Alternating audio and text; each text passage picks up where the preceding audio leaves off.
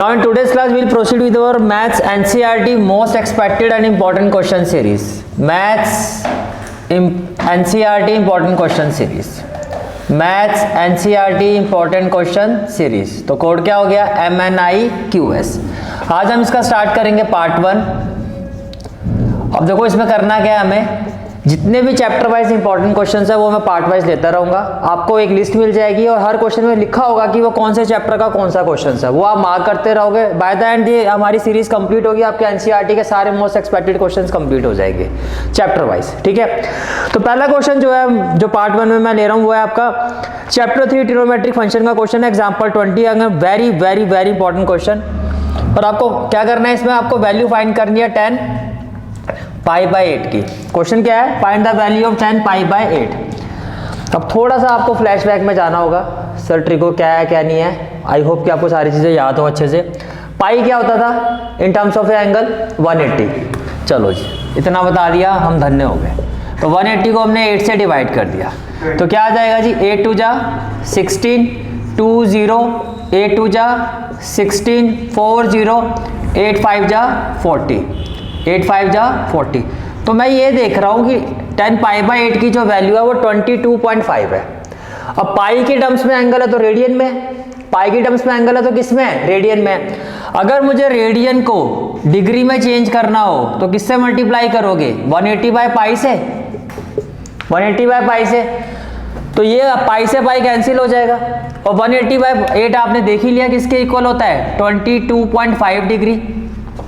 ये किसके इक्वल होता है, 22.5 डिग्री. यानी कि मैं रेडियन को अगर डिग्री में लिखूंगा तो 22.5, और 22.5 को मैं क्या लिख सकता हूँ, 45 बाय 2.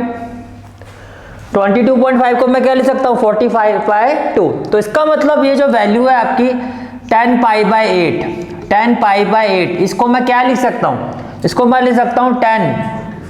देखो ऊपर क्या है 45, ऊपर क्या है 45, तो 45 को मैं लिख सकता हूँ पाई बाय 4. अपॉन में क्या है 2, तो इसको मैं ऐसे ले सकता हूं, let pi by 4 equal to theta. मान लो पाई बाय 4 किसके इक्वल है, थीटा के. तो बेसिकली ये क्या हो गया फिर आपका, अगर इसको आप थीटा लेते हो तो ये हो गया आपका 10 थीटा बाय 2. यानी कि आपका जो 10 पाई बाय 4 है बाय 2 जो है वो किसके इक्वल हो गया, 10 थीटा बाय 2 के इक्वल हो गया. ये बात समझ में आ रही है. ठीक है, हाफ एंगल का हमने फॉर्मूला पढ़ा था, 10 थीटा बाय 2 किसके इक्वल होता है, 10 theta by 2 is equal to plus minus root क्या होता है, 1 minus cos theta upon 1 plus cos theta. कुछ ऐसा पढ़ा था हमने, राइट. तो इसका मतलब ये हो गया कि जो 10 थीटा बाय 2 है आपका, it is equal to plus minus theta कितना है आपका, पाई बाय 4. तो ये हो गया 1 minus cos pi by 4 upon 1 plus cos pi by 4. इसमें कोई डाउट है तो बताओ जी, क्लियर है यहां तक. ठीक है, अब ये किसके इक्वल हो जाएगा आपका, it will be equal to, it implies 10 theta by 2 will be equal to plus minus cos pi by 4 की वैल्यू क्या होती है, 1 by root 2, 1 minus 1 by root 2 upon में क्या हो जाएगा 1 प्लस 1 बाय रूट 2, अपॉन में क्या हो जाएगा 1 प्लस 1 बाय रूट 2. और ये क्या हो जाएगा आपका 10 theta by 2 equal to plus minus root 2 minus 1. देखो रूट 2 से रूट 2 एलसीएम लेके कैंसिल हो जाएगा और ये हो गया आपका रूट 2 प्लस 1. ये कुछ ऐसे आ गया. इसको अगर मैं रैशनलाइज करता हूं तो ये हो जाएगा रूट 2 और रूट 2 माइनस 1. इसमें कोई डाउट है तो बताओ, क्लियर है यहां तक. जब इसको सॉल्व करोगे तो 10 theta by 2, 10 theta by 2 will be equal to plus minus ये तो हो जाएगा रूट 2 माइनस 1 का होल स्क्वायर, और ये हो जाएगा a plus b a minus b which is equal to a square minus b square. तो रूट 2 का स्क्वायर क्या हो जाएगा 2, रूट 2 का स्क्वायर क्या हो जाएगा 2, और माइनस 1 स्क्वायर क्या हो गया 1. तो बेसिकली ये हो गया, ये होल स्क्वायर है तो ये हो गया 10 theta by 2 is equal to plus minus root 2 minus 1. यही आ रहा है. अब देखो थीटा बाय 2 था क्या हमारा, थीटा की वैल्यू पुट कर दो, put theta is equal to what, 45 degree, या पाई बाय 4 में कन्वर्ट कर देते हैं. थीटा की जगह हम पुट कर देते हैं पाई बाय 4. थीटा था क्या हमारा, पाई बाय 4. अब जब आप पाई बाय 4 पुट करोगे तो कैन आई से दैट ये हो जाएगा पाई बाय 4/2, तो ये तो हो जाएगा पाई बाय 8। अब ये किसके इक्वल होगा, अब आपको ये देखना है। देखो जी, आपने कहा पाई बाय 8 है 22.5, 22.5 कौन से क्वाड्रेंट में आएगा, फर्स्ट क्वाड्रेंट में आएगा। फर्स्ट क्वाड्रेंट का मतलब वैल्यू क्या होनी चाहिए, पॉजिटिव। तो पॉजिटिव वैल्यू प्लस माइनस में से कौन सी होगी, √2 - 1। Why, because 10 pi by 8 lies in first quadrant, therefore its value will be positive, its value will be positive। very very very important and expected question। हो गया first question. Question ये chapter 14 probability का question, आपका miscellaneous exercise का question number 6। Again very very important question. Question देखो क्या है आपका, question number 2 of this series. 3 letters are dictated, तो मान लेते हैं वो 3 लेटर्स क्या है, let 3 letters be, let 3 letters be L1, L2 and L3। इसमें कोई डाउट, हमने 3 लेटर्स क्या ले लिए, L1, L2 and L3। 3 letters are dictated to 3 person and an envelope is addressed to each of them। हर letter का एक envelope है, तो let 3 envelopes be, let 3 envelopes be। L1 का ले लेते हैं E1, L2 के लिए E2 है और L3 के लिए क्या है, E3। ठीक है जी। The letters are inserted into the envelope, जैसे कि L1 लेटर किस में जाएगा, E1 पर, L2 किस पर जाएगा, E2 पर, L3 किस पर जाएगा, E3 पर। Into the envelope at random so that each envelope contains exactly 1 letter. हर एनवेलप में एक लेटर जा रहा है। Find the probability that at least 1 letter is in its proper envelope. इसकी प्रोबेबिलिटी क्या होगी कि कम से कम एक लेटर, कम से कम का मतलब 1 से लेके 3 तक जाओगे, कम से कम एक लेटर जो है अपने प्रॉपर एनवेलप में जाए, ये आपसे पूछा जा रहा है। आप देखो ध्यान से, ये L1 हो गया, ये L2 हो गया, ये L3। L1 का एनवेलप क्या है, E1, इसका क्या है, E2, इसका क्या है, E3। अब यहां पर एनवेलप, पहले first of all total number of ways, total number of ways of inserting correct letter into correct envelope. कितने वेज में हम डाल सकते हैं, देखो भाई ये हो जाएगा आपका 3 फैक्टोरियल। एग्री करते हो, L1, E1, L2, E2, L3, E3, एक तो ये हो गया। या पहले ये भी तो हो सकता है कि मैं L2, E2 को पहले डाल दूं, फिर L3, फिर ये हो सकता है पहले इसको डाल, ऐसे ये ऐसे बनेंगे 3 फैक्टोरियल, क्योंकि इसमें ऑर्डर मैटर कर रहा है। तो 3 फैक्टोरियल का मतलब हो गया 3 × 2 × 1, दैट इज 6 वेज। तो 6 वेज है हमारे पास to put the correct letter in its correct envelope. ठीक है, अब जो आपको फाइंड करना है उस पर आते हैं। नाउ देखो, ये तो आपने फाइंड कर लिया, हमें क्या फाइंड करना है, at least 1 letter in its correct envelope. तो अगर मैं वो वाला केस फाइंड कर दूं कि कोई भी लेटर अपने करेक्ट एनवेलप में नहीं जा रहा है और 1 से उसको माइनस कर दूं, तो एटलीस्ट वाला केस अपना आप आ जाएगा। समझ में आ रहा है? ठीक है, तो सबसे पहले हम ये फाइंड करते हैं कि total number of ways, total number of ways find करते हैं that none of the letter, that none of the letter, that none of the letter put into correct, none of the letter put into correct envelope, none of the letter put into correct envelope। इसका क्या होगा, देखो अब यहां पर आप पहले veg, पहले हम फाइंड करते हैं L1। L1 जो है वो अपने एनवेलप में नहीं गया, इसके कितने वेज होंगे, L1 इसमें नहीं जाएगा तो किस में जाएगा, E2 में या E3 में। तो L1 अपने करंट एनवेलप में नहीं जा रहा है, उसके कितने वेज हो गए, 2 वेज। What about L2, 1। अब 1 क्यों, क्योंकि अगर L2 को आप E1 पे रखोगे तो फिर L3 के लिए तो जगह बच गई। सबसे इंपॉर्टेंट पॉइंट यही है कि L2 का जो है एक ही वे बनता है कि इसको आपको इसी में डालना पड़ेगा, तभी इसके लिए ये चीज का खत्म, इसके लिए फिर बचा ये ऑप्शन। तो L2 के लिए जो वे बनता है आपका वो क्या होगा कि वो अपने करेक्ट एनवेलप में नहीं किया है, वो होगा वन वे। ये कितना हो गया? One way. और L3 के लिए फिर इसके लिए भी एक ही वे बचा, L3 के लिए भी क्या हो गया? One way. समझ में आ रही है मेरी बात? सबसे इंपॉर्टेंट पॉइंट ये है कि भैया अगर L1 को आपने E2 में डाल दिया, हमारे पास तो दो ऑप्शन है, इसमें डाल दिया और इसको इसमें डालते हो, ये दोनों तो सही है, गलत में चलेगा, लेकिन ये तो सही में चला गया। समझ में आ रहा है? ठीक है। तो bye fundamental principle of counting total number of veg, इस केस के that none of letter put into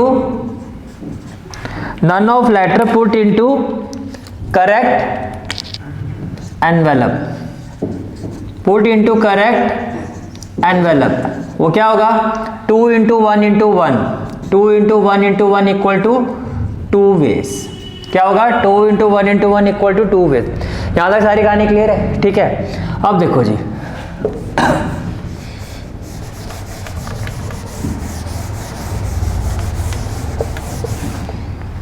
अब मैं आपसे ये पूछ रहा हूं, now probability of putting none of letter into correct envelope, क्या होना चाहिए जी? फेवरेबल केस कितना है इस केस के हिसाब से? 2, और टोटल कितना है? 6, तो कितना हो गया? 1/3। कितना हो गया? 1/3, which implies probability that at least one letter put into correct envelope will be equal to 1 minus probability of none of letter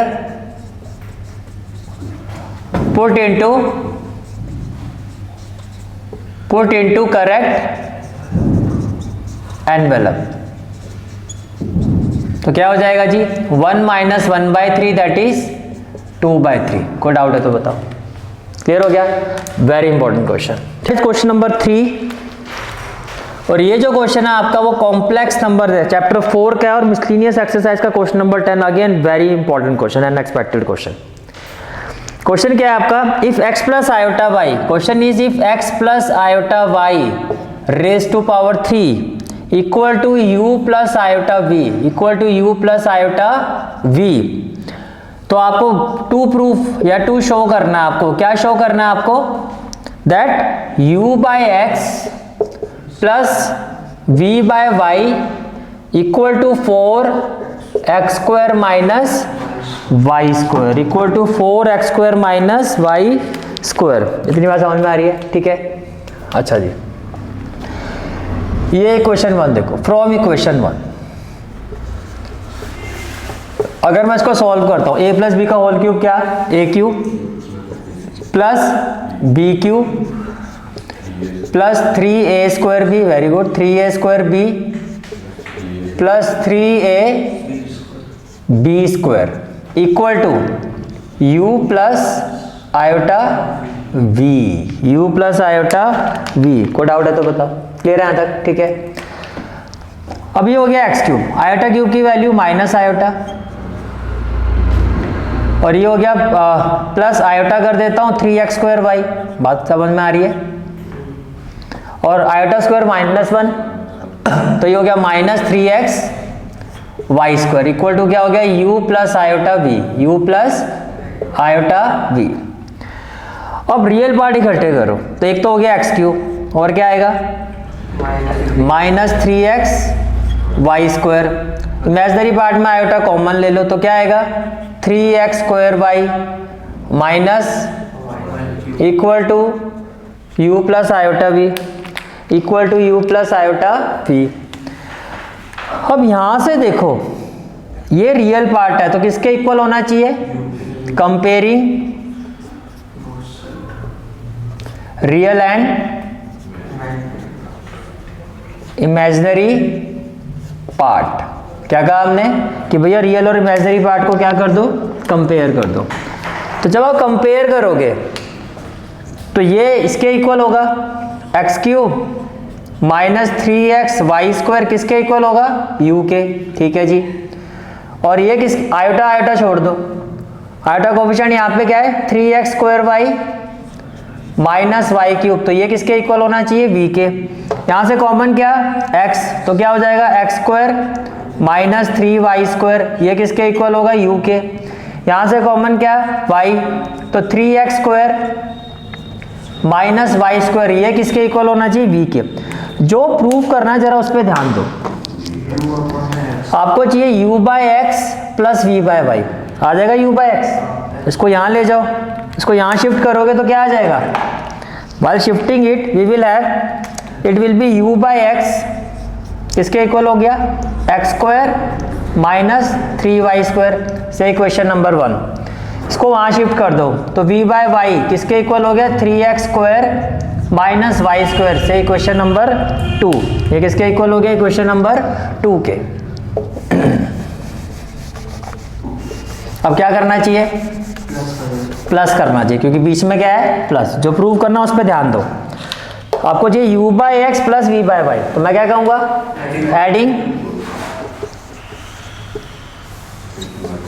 adding 1 and 2, but we will say that adding 1 and 2। ये क्लियर होगी बात, ठीक है। तो ये हो जाएगा आपका u by x plus v by y equal to x square minus 3y square plus 3x square minus y square plus 3x square minus y square, ये क्लियर हो गया। तो क्या आ जाएगा, u बाय एक्स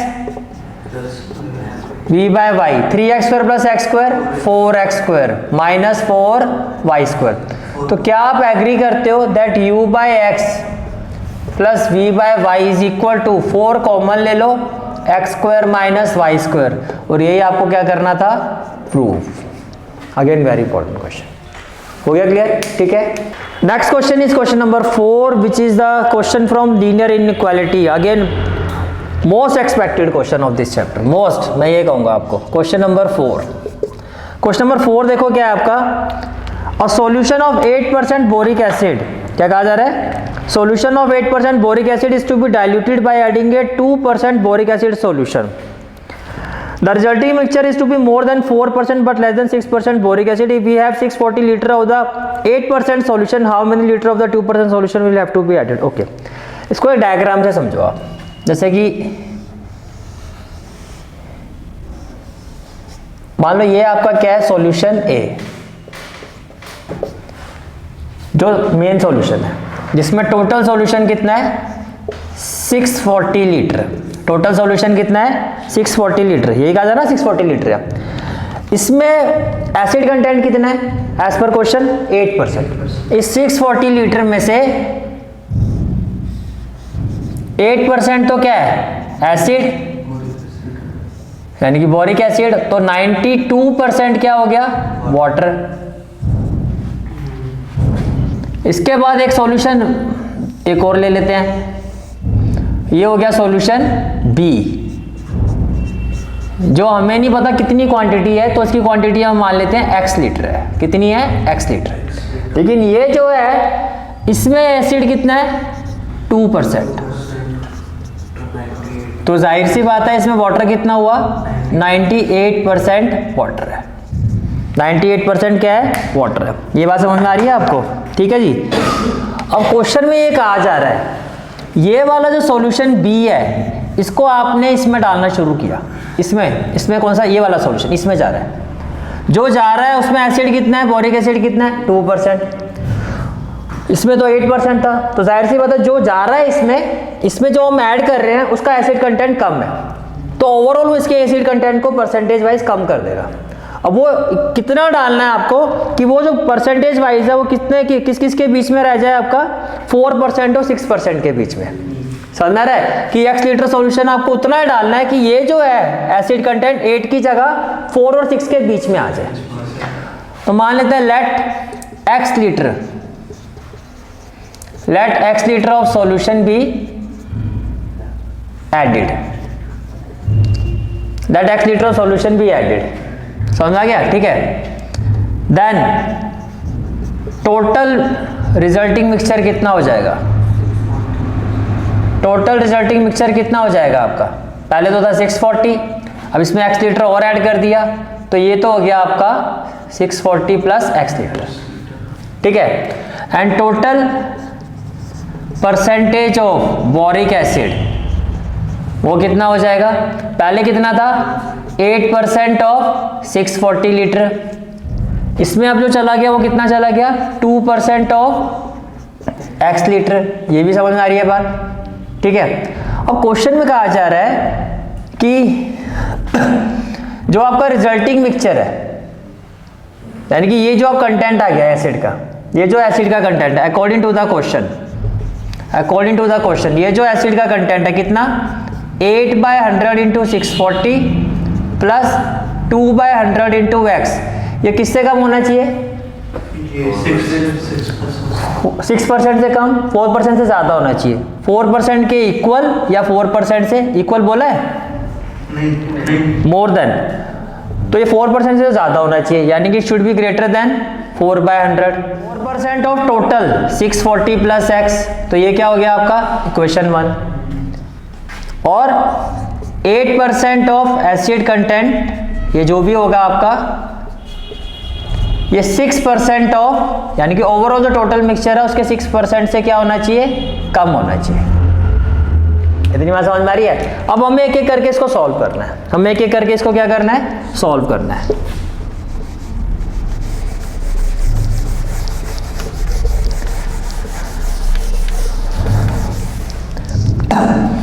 तो सबसे पहले लेते हैं equation 1 from equation 1। From equation 1 इसको देखो, यहां से मैं एलसीएम क्या ले सकता हूं? 100 एलसीएम आ जाएगा। 640 इंटू 8 बताओ। 8 0 दा 0, 8 4 दा 32, 8 6 दा 48 और 3 51, तो ये हो गया 5120। प्लस में क्या हो गया? 2x। और ग्रेटर देन किससे है? 4/100 इंटू 640 प्लस x, तो 100 से 100, तो ये हो गया 5120 प्लस क्या हो गया आपका? 2x हो गया। प्लस क्या हो गया आपका? 2x हो गया। ये समझ में आ रहा है? ग्रेटर देन 4 0 दा 0, 4 4 दा 16, 6 4 दा 24 और 1 25, 2560। प्लस में क्या आ जाएगा? 4x। प्लस में क्या आ जाएगा? 4x। ये भी समझ में आ रहा है? 4x माइनस 2x, 2x, ये ग्रेटर देन, यानी कि ऐसे हो जाएगा। इसको इधर लेके जाओ, साइन इधर ही है, तो 5120 माइनस 2560, तो x लेस देन क्या? 0, 12 minus 6 6, 10 minus 5 5, 4 minus 2 2, divided by 2 क्या आ जाएगा? 2 1 जा 2, 2 2 जा 4, 1628 the 16 1280।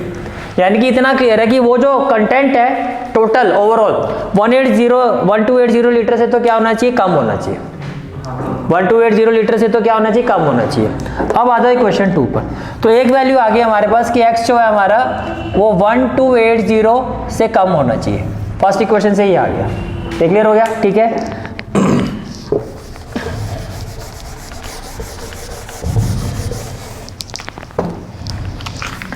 From equation 2, from equation 2, from equation 2, अब इसमें क्या होगा? यहां से आप एलसीएम ले लो 100, तो ये हो जाएगा 8 0 दा 0, 8 4 दा 32, 8 6 दा, ये तो वही आ जाएगा 5120। प्लस में क्या होगा? 2x लेस देन, ये हो गया 100, चलो इसको मल्टीप्लाई कर ही देते हैं। 6 0 दा 0, 6 4 दा 24, 6 6 दा 36 और 2 38, सही है, 3840। प्लस में क्या हो जाएगा? 6x, प्लस में क्या हो जाएगा? 6x, 100 से 100 उड़ा दो। अब 6x माइनस 2x होगा तो 4x, लेकिन देखो साइन उधर ही है, तो ये ग्रेटर होगा। समझ आ रही है मेरी बात? ये साइन फेस इसका इस तरफ ओपन अप है, तो इक्वल टू में क्या हो जाएगा? 5120 माइनस 3840। तो 4x जो है वो किससे ग्रेटर होगा? 0 माइनस 0 0, 12 माइनस 4 8, और 10 माइनस 8 कितना हो गया? 2, 4 माइनस 3 हो गया 1, तो x की वैल्यू क्या, 4 3 जा 12, 120 से ज़्यादा, 320 से ज़्यादा, तो x की वैल्यू क्या आ रही है 320 से, ये क्या होना चाहिए, ज़्यादा होना चाहिए। क्लियर हो गया? तो उसका मतलब ये क्या हो गया, that is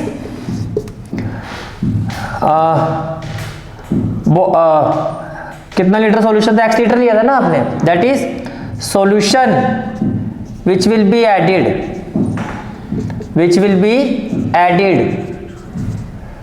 should be between not between, यहां से लिखो should be greater than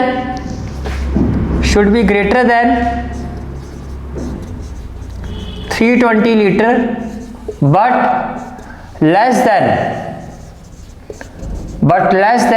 1280 litre, and this is the final answer of this question. Inequality में कैसे दिखाओगे कि ये जो x लीटर हमने ऐड किया था ये 320 लीटर से तो क्या होना चाहिए, ज्यादा, और 1280 से क्या होना चाहिए, कम, and this is the final answer and very important question. Clear है? Is from chapter 8 sequence and series, again very very very important question. ये आपका एक्सरसाइज 8.2 का क्वेश्चन नंबर 27 है। And the question is, find the value of n so that a raised to power n plus 1 plus b raised to power n plus 1 upon a raised to power n plus b raised to power n may be geometric mean between a and b. First of all, geometric mean between a and b क्या होगा, square root of ab, and according to the question में क्या कहा जा रहा है, ये value किसके इक्वल है, according to the question a raise to power n plus 1 प्लस b raise to power n plus 1 upon a raise to power n plus b raise to power n, ये किसके इक्वल है, square root of ab, जिसको मैं ऐसे भी ले सकता हूं ab रेज टू पावर 1/2। ये बात समझ में आ रही है? ठीक है, अब देखो जी, मैं क्रॉस मल्टीप्लाई करता हूं, which implies a raise to power n plus 1 प्लस b raise to power n plus 1 equal to a raise to power 1/2 b raise to power 1/2 into में क्या हो जाएगा a raise to power n plus b raise to power n। कोई दिक्कत? Which implies a raise to power n plus 1 प्लस b raise to power n plus 1 base same है, तो a raise to power तो n plus 1/2 हो जाएगा और b raise to power 1/2, इसके साथ इसको करोगे तो जब इसको इसके साथ करोगे तो a रेज टू पावर 1/2 और b raise to power n plus 1/2 हो जाएगा, b raise to power n plus 1/2 हो जाएगा। अब देखो ये वैल्यू और ये वैल्यू, ये इसको मैं ऐसे ले सकता हूँ a raise to power n plus 1, इस पूरी वैल्यू को लेफ्ट साइड में लेके आओगे तो minus a raise to power n plus 1/2 और b raise to power 1/2 equal to a raise to power 1/2 b raise to power n plus 1/2, ये plus इधर जाके क्या हो जाएगा, minus b raise to power n plus 1 हो जाएगा, minus b raise to power n plus 1 हो जाएगा। यहां से कॉमन क्या आ जाएगा, a raise to power n plus 1/2, छोटी वैल्यू ये है, कॉमन लेते हैं तो इससे डिवाइड होगा, जब डिवाइड होगा तो ये हो जाएगा a raise to power n, जब डिवाइड करोगे तो a रेज टू पावर देखो ऊपर है n प्लस 1, जो कॉमन लेते हो वो डिवाइड होगा, a raise to power n plus 1/2, base same है, माइनस करोगे तो 1 माइनस 1/2 हो जाएगा, नहीं 1/2 आएगा, 1 माइनस 1/2 क्या हो जाएगा, 1/2 माइनस ये तो पूरे कैंसिल हो जाएगा, तो बचेगा क्या, b raise to power 1/2 equal to, ऐसे यहाँ पे देखो कॉमन क्या आ जाएगा, b raise to power n plus 1/2, same यहां से क्या आ जाएगा, a raise to power 1/2 minus b raise to power 1/2। कोई डाउट है तो बताओ? कहने से दैट ये कैंसिल हो जाएगा, ये आपका क्या हो गया, कैंसिल हो गया। तो आफ्टर कैंसिलिंग